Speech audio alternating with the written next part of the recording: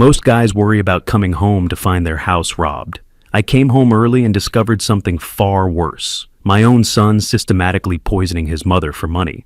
My name is Roger Bradley, I'm 57 years old. And this is the story of how I learned that sometimes the biggest threat to your family comes from within. Let me tell you something about running a construction business for 30 years. You develop a sixth sense about when something's not right. A foundation that looks solid but feels off. A contractor whose story doesn't add up. That Tuesday afternoon in March, I felt that same wrongness the moment I pulled into my driveway. I wasn't supposed to be home. The meeting with the real estate buyers had wrapped up 3 hours early. After 30 years of building Bradley Construction from nothing, I was finally ready to sell and retire. The paperwork was signed, the deal was done. $1.8 million would hit my account by Friday. Diane and I could finally take that cross-country RV trip we'd been planning. I was feeling good about surprising my wife early. Maybe we'd drive out to that seafood place she loves, celebrate properly. I should have called ahead. The first thing I noticed was Carl's beat-up Honda in the driveway. Now, Carl is my 28-year-old son, and seeing his car at my house on a Tuesday afternoon wasn't just unusual. It was weird. Carl doesn't do casual visits. Carl barely returns phone calls. These days, the only time I see him is when he needs something, usually money. I sat in my truck for a moment, staring at that rusty Honda with the dented bumper and the Support Our Troops sticker I'd given him years ago when he briefly pretended to care about military veterans. I said out loud, "Roger, why is your son here when he should be at work?" I grabbed my briefcase and walked to the front door. The second thing that hit me was the silence. Not peaceful quiet. The heavy, wrong kind of silence that has weight to it. Like when you walk into a job site and know someone just got hurt, but nobody's talking about it yet. I pushed the door open and stepped inside. Carl and his girlfriend Brenda were sitting on my living room couch. And here's the part that still makes my skin crawl.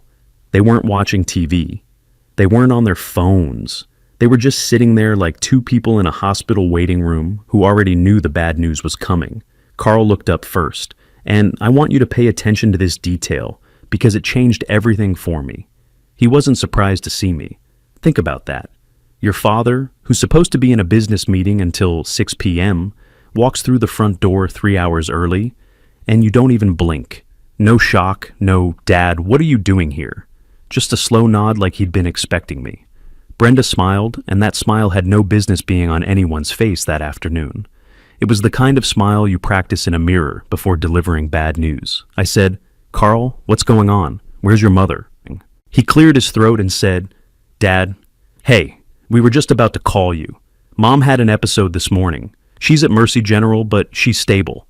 I didn't hear anything after Mercy General. I was back in my truck in 10 seconds flat. Something about shock does that. Makes your brain latch onto useless details while the important ones try to kill you. I counted every red light on the way to the hospital. There were 7. I remember thinking how the radio was playing that old Garth Brooks song Diane loves, and how wrong that felt. Dr. Patricia Wells met me at the nurse's station. She was a composed woman, mid-50s, the kind of doctor who delivers hard news with steady eyes and a voice that doesn't wobble. I needed steady right then. She said, "Mr. Bradley, I'm glad you're here. Your wife was brought in this morning by your son. She presented with severe disorientation, organ stress, and elevated toxicity markers in her blood work." "Toxicity markers?" I said. "What does that mean exactly?"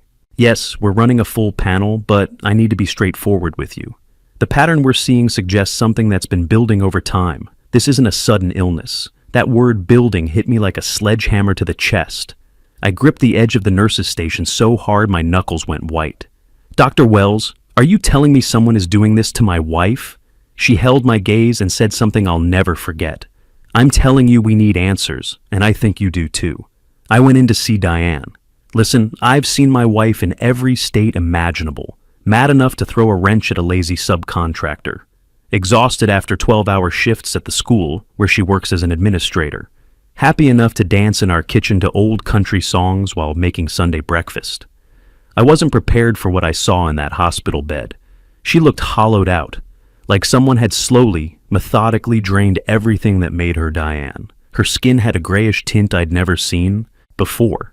The machines beeped their electronic rhythm, the IV dripped its clear medicine, and my wife, the woman who once chased a door-to-door salesman off our porch with a garden hose for being too pushy, lay there looking impossibly small and fragile. I sat beside her, took her hand, and made her a promise. I don't make promises lightly. Ask anyone who knows me. I told her, I'm here, and I'm not leaving until I know exactly what happened to you. When I walked back to the waiting area, Carl and Brenda had arrived. Of course they had. Carl stood up and said, "Dad, we should talk. There's a lot you don't understand about Mom's condition." I held up one hand. Something in my face must have told him exactly where we stood, because he stopped mid-sentence. "Not yet," I said. Then I walked to the corner of that waiting room, pulled out my phone, and started doing something they never saw coming. I started locking every account Carl had access to. Every single one. See, when Carl was 25 and got married the first time, yeah, that lasted all of 8 months, I'd given him emergency access to our household account, just in case something happened to me and Diane needed help. That account had $15,000 in it for real emergencies. When the notifications started hitting his phone, and I knew they would, I watched his face from across that waiting room. That casual confidence evaporated like morning mist. Brenda looked at her phone, then at Carl, then back at her phone. Her smile disappeared completely. Carl's face went through about 5 different expressions in 10 seconds. Confusion, realization, panic, anger, then back to that fake calm he'd been wearing since I walked into my house. Now we were having a real conversation. I called Glenn Peterson on the way home that night. Glenn's been my best friend since 1987. The man's seen me through a business recession, Diane's cancer scare, and the absolute disaster that was my attempt at growing a mustache in 2010. If anyone will, tell me the truth without sugarcoating it. It's Glenn. He picked up on the first ring. "Roger, what's up?" "Diane's in the hospital," I said. "Mercy General." I just got home, and Carl and Brenda were sitting in my living room like they already knew how the movie ended. Dead silence. Then, "What do you mean, like they already knew?" "Glenn, my son didn't react when I walked through that door. I was supposed to be in meetings all day. A normal person would have been surprised, asked questions. Carl just sat there like he'd been waiting for me." Another pause, then very quietly, "Roger, I need you to stay calm." "I am calm." "No, you're driving." "That's not the same thing." He wasn't wrong. My hands were gripping the steering wheel so tight my knuckles ached. Let me tell you something about denial.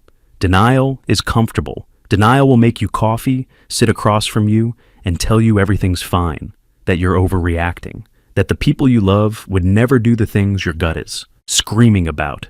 I'd been living in denial for months, maybe longer, but sitting in that hospital parking lot at 10 p.m. with my wife hooked to machines 50 feet above me, I evicted denial permanently. Changed the locks and everything. I called Glenn back. "She looks terrible, Glenn. Worse than when she had cancer. The doctor said toxicity, said, it's been building, not sudden, gradual." I heard him exhale slowly. "Roger, gradual means deliberate. I know what it means." And Carl was in the house when you got there, him and Brenda. They're in the waiting room right now, looking like 2 people who just got caught with their hands in the cookie jar. Silence. Then Glenn said something I'll never forget. "Brother, you need to think about who had access to Diane's food, her drinks, her medication every day over the last few months." And that's when it hit me like a freight train. 4 months ago, Diane had sprained her ankle coming down our front stairs. Nothing serious, just a bad twist, but Carl had immediately, and I mean within hours, suggested that Brenda, who worked part-time at the medical clinic, could come by every morning to help Diane with breakfast and her vitamins while I was at work. At the time, I thought it was generous. I actually told Glenn, maybe that boy's finally growing up, taking responsibility. I want to go back and slap myself. But here's what really gets me. I should have seen the signs. Diane had been getting tired easier, losing weight. Sometimes I'd come home and she'd be napping on the couch at 4 in the afternoon, which wasn't like her at all. When I asked about it, she'd say Brenda had been making her special health smoothies to help with the ankle recovery, and they made her sleepy. Health smoothies. Jesus. I went back inside the hospital. Carl was standing by the vending machines, arms crossed, wearing the expression of a man trying very hard to look innocent and failing at a graduate level. Brenda was seated with her phone face down, on her lap. Now, Brenda is never without her phone. That woman checked social media during Grace at Thanksgiving dinner. A face-down phone meant she was expecting a call she didn't want me to see, or she'd already received one. I sat down directly across from them. The fluorescent lights hummed overhead. Somewhere down the hall, a TV was playing the late news. Carl said, "Dad, I know how this looks, but do you, Carl? Walk me through exactly how you think this looks." He shifted in his seat, and for just a second, I saw the 8-year-old boy who used to help me carry tools to the truck. Then that moment passed. Mom's been having health issues for a while. We were trying to help. Brenda's been coming by every morning, making sure she ate breakfast, took her vitamins. Her vitamins? I repeated. Which vitamins? What? She takes 3 different supplements, calcium, vitamin D, and that joint support one for her knees. Which ones was Brenda giving her? He looked at Brenda. Brenda looked at her. Lap. That 3-second exchange told me everything I needed to know about who was really running this show. I stood up. "I need both of you to go home. Dad." I said his name once, quietly. The way my own father used to say mine when I was about to cross a line I couldn't uncross. "Carl, go home." After they left, I spent that night in the waiting room with terrible hospital coffee and a mind that wouldn't shut up. I did what any reasonable man who suspects his son of poisoning his wife would do. I started digging. I pulled up our bank statements from the last 6 months on my phone. I'm no accountant, but 30 years of running a business teaches you to spot patterns. There were withdrawals from our joint account. Small ones at first. $200 here, $350 there. The kind of amounts that whisper instead of scream. But when I added them up on the calculator app, we were looking at $11,000 over 5 months. $11,000 from our household emergency account. The account Carl had access to. The account I'd given him access to because I trusted him. I called Glenn at 2 a.m. He answered like it was noon, which is why the man's been my best friend for 35 years. $11,000, I said without saying hello. From which account? The household emergency account. Small withdrawals, consistent, spread out. Like someone who knew exactly how to steal without triggering any alerts. Glenn was quiet for a moment. Then, "Roger, that's not impulsive spending. That's not even desperation money. That's planned.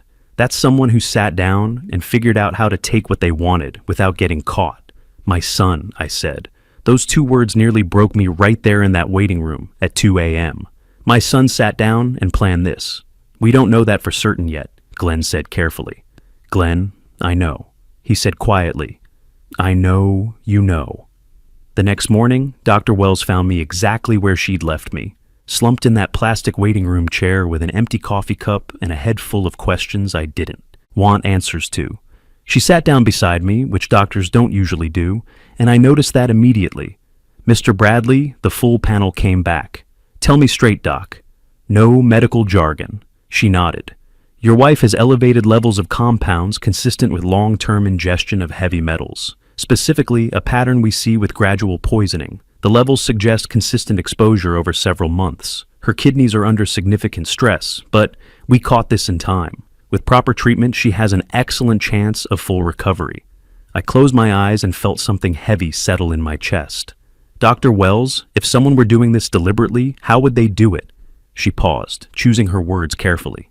"It could be introduced through food, drink, or supplements, particularly powder-based supplements that dissolve easily and have minimal taste. Small amounts over time to avoid immediate detection." Carl's voice echoed in my head like a broken record. "Brenda's been making sure she took her vitamins." "Doctor, I need to ask you something, and I need a straight answer. How long does someone have to do this before it becomes—" I couldn't finish the sentence. "Fatal," she said quietly. "With the levels we found, we're looking at maybe another 2 to 3 weeks before irreversible organ damage. Your wife was very close, Mr. Bradley. 2 to 3 weeks." My hands started shaking, and I had to set down my coffee cup. I called my lawyer first thing. Margaret Holloway had been practicing criminal law for 25 years and had the energy of someone who genuinely enjoyed watching people face consequences for their actions. I told her everything, the withdrawals, the supplements, the timing, all of it. She was quiet for exactly 5 seconds. Then she said, "Roger, don't touch anything in that house. Don't confront either of them. Don't post anything on social media. Don't hint at anything to anyone except me and the police. Can you handle this? I'm going to make sure that when this lands, it lands completely. No cracks, no exits, no plea bargains that let them walk away. Then I called Glenn. I need you to check something for me. Find out if Diane changed any legal documents recently. Will, insurance, anything with Carl's name on it. What kind of time frame are we talking about? Last 2 or 3 months. Glenn called back at 7 a.m. the next morning. He didn't say hello, just, Roger, you need to sit down. I'm already sitting. 6 weeks before Diane ended up in that ICU, she visited an estate attorney, alone. She updated your life insurance policy. My stomach dropped. What kind of update? The original policy had Carl as secondary beneficiary. Standard stuff you probably set up years ago when he was young. Diane went in and removed Carl entirely. Redirected everything to some literacy foundation she'd been building in secret. She wanted to surprise you with a fully functioning charity before she told you about it. That was Diane, always planning surprises, always thinking 5 steps ahead. How much, Glenn? The policy's worth $1.8 million, Roger. Same amount you're getting for selling the business. I felt like I'd been hit by a truck. Carl had found out somehow that his mother was about to cut him out of nearly $2 million. And instead of having an adult conversation, instead of asking questions or expressing concerns, he and Brenda had decided the most reasonable response was to make sure Diane didn't live long enough to finalize the paperwork. Glenn, what's the processing time on something like that? The attorney said 30 days from signing. Diane had 18 days left when she collapsed. 18 days. My wife had 18 days left to live in their timeline. I sat with that information for a long time, staring at the hospital parking lot through the waiting room window. Cars coming and going, people visiting loved ones, people getting good news, people getting bad news. Normal life continuing while mine had just turned completely upside down. Then I stood up, straightened my shoulders, and made a decision. I wasn't going to be loud about this. I wasn't going to confront Carl in a hospital hallway and give him a chance to destroy evidence or lawyer up on my dime. I was going to be methodical. I was going to be smart. I was going to make sure he felt every single consequence of what he'd done to his mother. The next 72 hours were the longest of my life, but also the most focused I'd ever been. Diane was improving daily. The chelation therapy was working, pulling the heavy metals out of her system. Her color was coming back. She was sitting up, complaining about the food, making jokes with the nurses. That was my Diane fighting her way back. On the second day, she opened her eyes and looked directly at me. Her voice was still raspy, but strong. Roger, you look like hell. I laughed out loud in the ICU, startling a nurse walking by. You're in intensive care and you're critiquing my appearance. Someone has to, she said. You've been wearing that same shirt for 2 days. I took her hand and held it tight. Diane, I need to tell you some things, but first I need to know, do you remember anything about the morning you got sick? Her face changed, became more serious. I remember Brenda making me one of those smoothies. I remember thinking it tasted different, more bitter than usual. Then I remember waking up here. Do you remember anything else? About Carl? About money? About insurance? She was quiet for a moment. Then, it was Carl, wasn't it? My own son. I didn't answer directly. I just squeezed her hand. She closed her eyes. I always wondered if that boy got the worst parts of me, and none of the good ones. Looks like I have my answer. On day 4, Margaret called with news that changed everything. Glenn had been busy.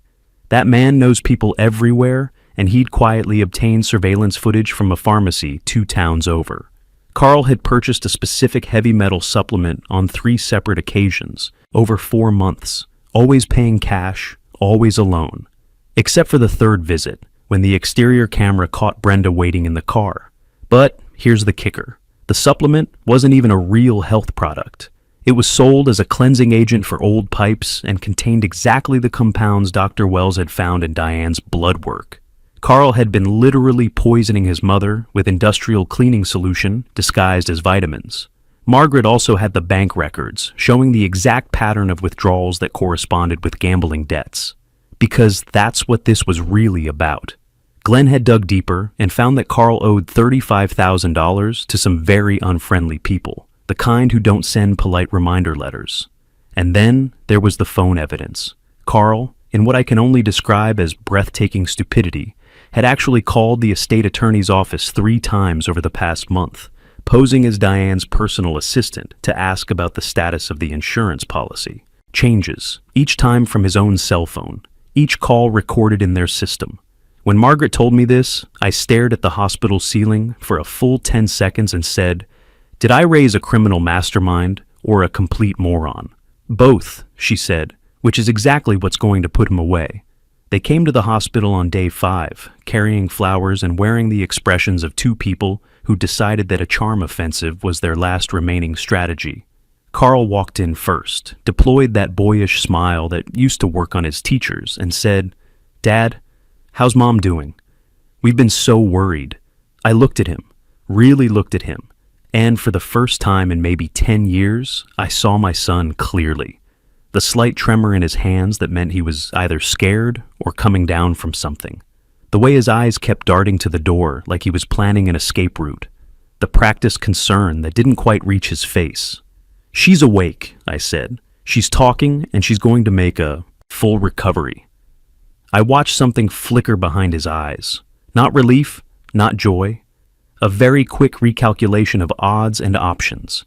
Brenda said, "Oh, that's such wonderful news, Mr. Bradley." "The police are on their way," I said, flat, calm. The same tone I might use to mention it was going to rain tomorrow. Carl's face went through about 6 expressions in 2 seconds. Confusion, realization, panic, anger, then a desperate attempt to return to the fake calm. "What?" "Dad, why would—" "Margaret filed everything this morning," I continued. "The pharmacy surveillance, the bank records, your phone calls to the estate attorney, Dr. Wells's medical report documenting the poisoning, all of it. Every piece in a very neat package." Brenda made a sound like air being let out of a tire. Carl said, "Dad, just listen for 1 second, okay? Just let me explain." I stood up. "Carl, there is not a sentence in the English language that explains poisoning your own mother for insurance money. Not one. So, I need you to stop talking." He opened his mouth anyway. "You don't understand the pressure I was under. The people I owe money to, they were going to... So you decided to kill my wife." My voice carried down that hospital corridor. A few nurses looked our way. "That was your solution to your gambling debts." "It wasn't supposed to go that far," Brenda whispered. "We were just going to make her sick enough to need care, and then..." "And then what?" "Hope she died conveniently. Hope the insurance paid out quickly." I looked at both of them. "You spent 4 months slowly poisoning a woman who treated you like family." Carl tried one more time. "Dad, I'm your son." "No," I said. "My son wouldn't do this. My son would have called me if he was in trouble. My son would have asked for help. You're just someone who shares my DNA and decided that made you entitled to murder my wife." They were arrested in the hospital parking lot 10 minutes later. Margaret had timed it perfectly. Carl would be charged with attempted murder and insurance fraud, Brenda with conspiracy and being an accessory. I watched from the window as they put Carl in the back of the police car.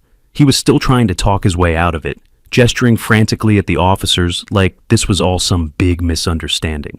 Glenn appeared beside me at the window. I don't know when he arrived, but he was there when I needed him, like he always is. "How do you feel?" he asked. I thought about it honestly. Like, I've been carrying around a 50-pound weight for months and someone just cut it loose. Like, I'm the saddest I've ever been, and the most relieved at the same time. And Diane? I looked back toward her room. Through the small window, I could see her sitting up in bed, reading a magazine one of the nurses had brought her. Diane's going to be fine. She was always going to be fine. She's the toughest person I know.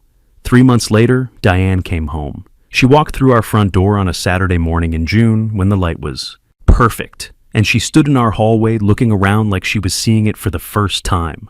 "Roger," she said, "this house feels different." "How so?" "Safer. Like something poisonous finally left." She wasn't wrong. The trial lasted 8 days. Margaret prosecuted with the enthusiasm of someone who'd been waiting her entire career for a case this clear-cut. The jury took 3 hours to convict on all charges. Carl got 25 years. Brenda got 15. When the verdicts were read, Diane squeezed my hand and whispered, "I want barbecue." So we got barbecue. Glenn came, Margaret came, Dr. Wells came. We sat around a table and ate and laughed, and I watched my wife tell stories with her hands, animated and alive, and I thought, there she is, there's my Diane. I said at the beginning that I came home early and found something worse than robbery. I take that back. I'm glad I came home when I did. I'm glad I saw what I saw and did what I did. Because if I'd been one day later, if that meeting had run long, if I'd stayed in the office like I was supposed to, Diane wouldn't be here. You can't control what people choose to become in the dark. You can only control how you respond when the lights come on.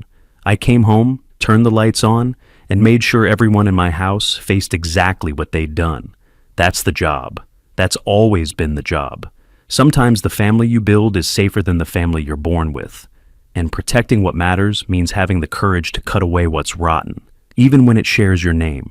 Trust isn't something you owe people because of blood relation. It's something earned through actions. And when someone tries to destroy the people you love, your only job is to make sure they face every consequence of that choice.